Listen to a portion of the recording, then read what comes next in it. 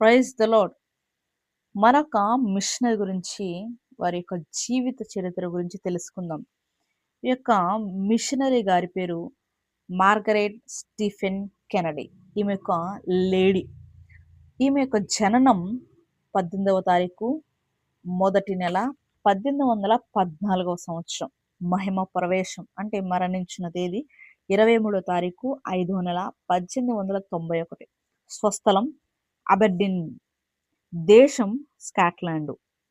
దర్శన స్థలం భారతదేశం.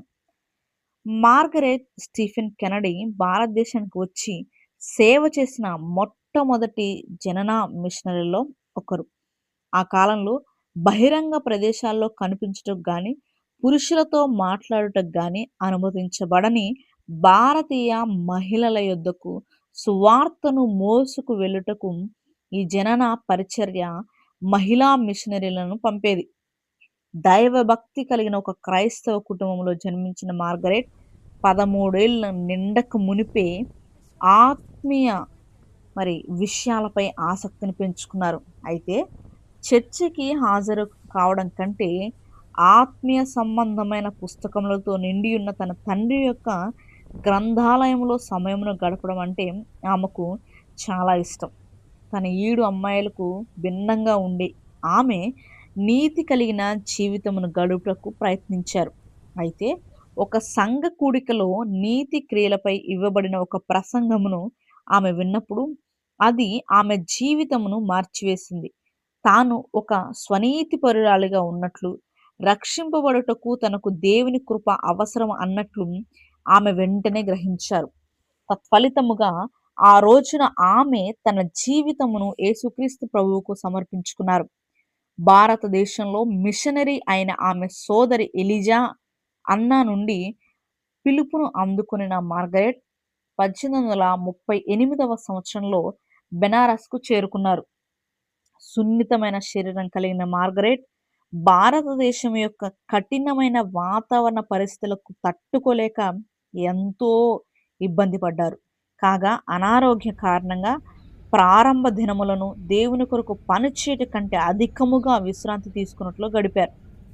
అయితే ఎటువంటి అవరోధాలు గాని, అనారోగ్యం గాని మార్గరెట్ యొక్క దృఢమైన మనస్సుకు సరితూగలేదు. స్థానిక పరిస్థితులకు అనుగుణంగా తనను అలవరుచుకున్న ఆమె హిందీ భాషను నేర్చుకున్నారు. మరియు ప్రారంభంలో అనాథ పిల్లల మధ్య పరిచయ చేసి వారి కొరకు ఆదివారపు బైబిల్ పాఠశాలను అంటే సండే స్కూల్ నిర్వహించారు.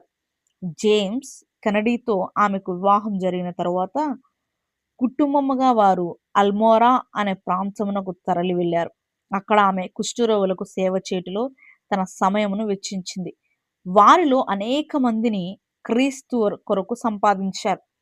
భారతదేశంలో మార్గరెట్ చేసిన అతి ముఖ్యమైన పరిచర్య జననా మిషనరీగా ఆమె జరిగించిన సేవ.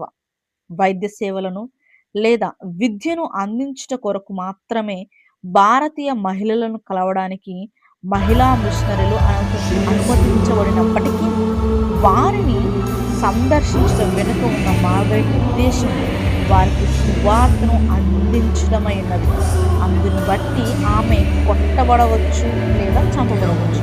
అటువంటి ప్రమాదకరమైన పరిస్థితుల మధ్య కూడా ఆమె సందర్శించిన స్త్రీలు ఖచ్చితంగా యేసుక్రీస్తును ఎరుగునట్లు ఆమె నిశ్చయపరిచారు. ఆ విధముగా ఆమె యొక్క కూర్గి యువరాణిని కూడా క్రీస్తు కొరకు సంపాదించారు.